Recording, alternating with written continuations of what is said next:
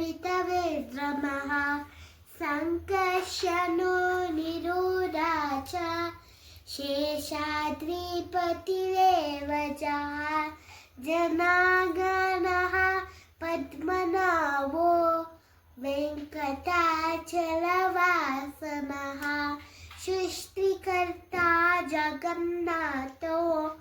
मावलो भक्तवत्सलः गोविन्दो गोपति कृष्णः केशवो गरुडध्वजः वरामो वामनश्चैव नारायणादोऽक्षजः श्रीरामो रामभद्रश्च भवबन्धैकमोक्षकः भूतवासो गिरिवासः श्रीनिवासः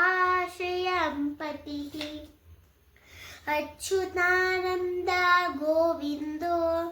विष्णुवेङ्कटनायकः सर्वदेवैकशरणं सर्वदेवैकदैवतं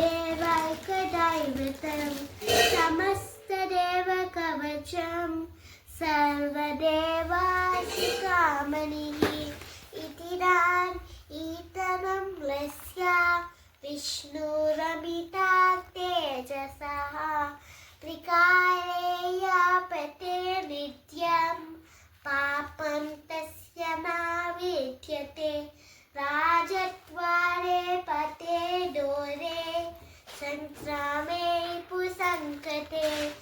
भूतसर्पाभिशाचारी भयं नास्ति कदाचनः अप्रतो लभते पुत्रान् निधनो धनवान् भवेत् रोगादो मुच्यते रोगबद्धो मुच्यता बन्धनः यद्यदिष्टातवं लोके तप्तप्रोज्ञ असंशयः ऐश्वर्यं राजसन्मानं भक्तिमुक्तिफलप्रदं विष्णुलोकैकसोपानं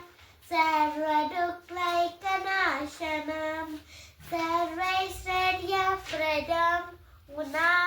सर्वमङ्गलकारकं मायावी परमानन्दं यात्वा वैकुण्ठमुत्तमं स्वामी पुष्करिणी तीरे रमया सह मोदते कल्याण पुतवत्राय कानितातप्ररायणे श्रीमद्वेङ्कटनाथाय श्रीनिवासाय ते नमः वेङ्कटाद्रिसमं स्थानं ब्रह्माण्डे नास्ति किञ्चन वेङ्कटेशो समो देवो न भूतो न भविष्यतिः जले विष्णुः स्थले विष्णुर्विष्णुः पर्वतामस्तके ज्वालामालाकुले विष्णुः सर्वं विष्णुमयं जगता